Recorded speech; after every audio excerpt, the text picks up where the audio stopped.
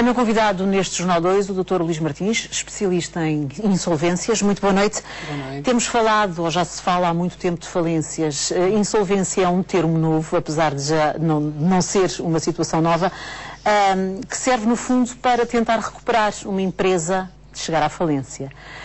Mas o que acontece é que quando se é declarada uma insolvência numa empresa, a empresa acaba quase sempre por fechar. Não necessariamente, não é? O termo falência é diferente do termo insolvência. O termo falência era utilizado no antigo código, antes desta nova legislação, e significava o fim da empresa. Quando a empresa já não era recuperável, então entrava em falência, uma morte, uma sentença definitiva. Nos casos que conhece, quando se declara insolvência de uma empresa, e a insolvência é a tentativa de não fechar essa empresa, de arranjar uma solução para essa empresa, pelos casos que conhece, maioritariamente essas empresas que declaram insolvência fecham ou conseguem recuperar o trabalho? A maior parte delas não conseguem cumprir os seus objetivos, muito dificilmente. Porque também não faz um plano, elaboram-se bons planos de insolvência, com dedicação, as empresas tentam recuperar, mas as condições no mercado também não têm sido melhores. Também importa destacar que este novo código entrou em vigor em setembro de 2004, apanhou uma altura logo de seguida de crise. 5, 6, 7 a crise começou-se a acentuar, em 7 já estava a crise praticamente dos mercados financeiros, os bancos, as empresas já não conseguiam crédito, e foi um código que a recuperação no âmbito da insolvência foi muito difícil. Em relação à questão das insolvências, nós temos a noção de que se declaram insolvências apenas para empresas, mas cada vez mais há casos de insolvência também para particulares. Como é que isto acontece e como é que se pode resolver este problema? Por trás de uma insolvência de uma empresa vem N situações, principalmente nestas empresas que atualmente se apresentam à insolvência. São empresas com alguma qualidade. Aqui não importa muito a quantidade das empresas que se apresentam à insolvência, mas a qualidade das massas insolventes. Estamos a falar de massas insolventes. Nestes últimos meses apresentaram-se à insolvência algumas empresas com massas insolventes de 200, 300, 400, 500 trabalhadores. Mas quando eu referia, por exemplo, hoje nós temos também a notícia de que foi declarada insolvência o Dr. João Valde Azevedo e a sua mulher por causa da compra de uma casa em Inglaterra, que não foi paga. Portanto, aí é a título particular e não em termos de... E estas empresas que eu estava a dar exatamente por isso, não é? Estas insolvências todas das empresas, acaba por sobrar também um bocadinho para os particulares, não é?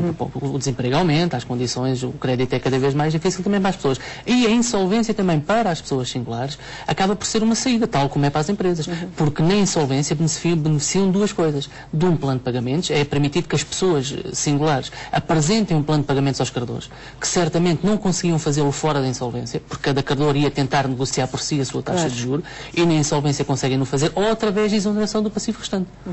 E isso consegue-se? É fácil de conseguir? Há uma grande diferença. Enquanto na parte das empresas, a recuperação da empresa depende de um plano de insolvência, que é os credores que aprovam. Na insolvência para as pessoas singulares, o plano de pagamentos é os credores que têm que dar o consentimento, mas a exoneração do passivo restante já não é. Cabe ao juiz, de acordo com a situação da família, da pessoa, conceder ou não conceder a exoneração do passivo restante. Claro, mas em relação ao pagamento, se as pessoas não têm dinheiro, se declaram insolvência, é porque estão no limite, não é? Se estão nesse limite e se querem, no fundo, recuperar a sua vida e ter uma vida financeira e económica normal, já não vamos dizer boa, mas normal, precisam de dinheiro. A banca, por exemplo, concede crédito a pessoas que estão numa situação destas? Não concordo necessariamente com isso. Eu estou-lhe a perguntar, não estou a afirmar. As pessoas, quando se apresentam à insolvência, estão asfixiadas, estão sufocadas com quantidade de créditos. Conseguem aguentar o crédito à habitação, que é o grosso, não é? Mas os outros créditos, das televisões, dos carros, créditos pessoais. É que precisam de um balão de oxigênio, que não conseguem, de facto, não conseguem arranjar mais crédito. Mas, se conseguirem, no âmbito da insolvência pessoal, um plano de pagamentos que reduz essas prestações todas, conseguem sobreviver. Precisam é de uma redução. Tem aumentado em Portugal muito o número de insolvências a particulares e a empresas, ou não? Sim. Substancialmente. Né? Em 2007, 2008 tem substancialmente, principalmente das insolvências das pessoas singulares. E há também quem se aproveite desta situação, porque nesta conjuntura de crise nós temos ouvido vários especialistas dizer que muitas empresas fecham portas ou despedem trabalhadores aproveitando a palavra crise para refazerem os seus negócios e refazerem as suas empresas com outras situações e noutras áreas também.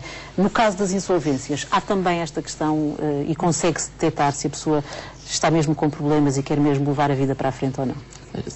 É uma pergunta complicada, porque se isso fosse há um ano era possível, mas atualmente a crise está tão generalizada que facilmente justifica uma insolvência. Porque as empresas que estão atualmente insolventes não estão de agora, já o estão de há algum tempo atrás. Uma insolvência não nasce de um dia para o outro, nem num ano, é uma coisa que já vem atrás, já implicou gestão, e este é o momento certo para fazer isso, justificadamente. Mas há pouco diziam-me que poucas empresas ou poucas pessoas conseguem, no caso das empresas, não fechar as portas depois de uma insolvência. Isto então é só apenas o adiar de uma situação? Recuperar uma empresa no âmbito de insolvência precisa de uma coisa que é especialistas.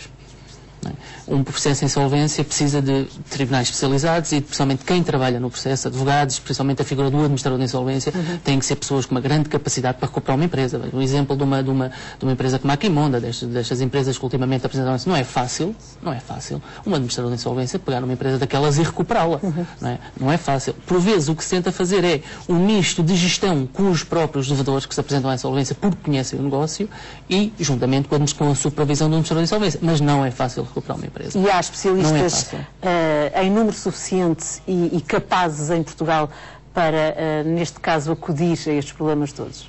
Diria que se reforçassem os meios e os especialistas, ficávamos a ganhar. Meios financeiros. Meios financeiros e mesmo meios de aplicação do código. Tribunais especializados, pessoas especializadas a trabalhar em insolvência. Isso levava-nos a uma outra questão, que é a crise que há também na justiça, nos tribunais, da morosidade, e se calhar seria muito difícil, de um momento para o outro, conseguir criar essa estrutura de que me fala. Mas não nos podemos esquecer que o processo de insolvência é um processo que é uma lei que já entrou em vigor em setembro de 2004, que previa a criação de tribunais especializados. Uma das tónicas da lei de insolvência, que está na lei cá à prova, é exatamente a especialização dos tribunais e dos intervenientes. De facto, nessa matéria muito pouco ou nada se fez. Os tribunais são os mesmos e nestas alturas de crise, não é, sobem o número dos processos a um nível quase insuportável. Bem, Dr. Luís Martins, muito obrigada por ter estado esta noite connosco no Jornal 2.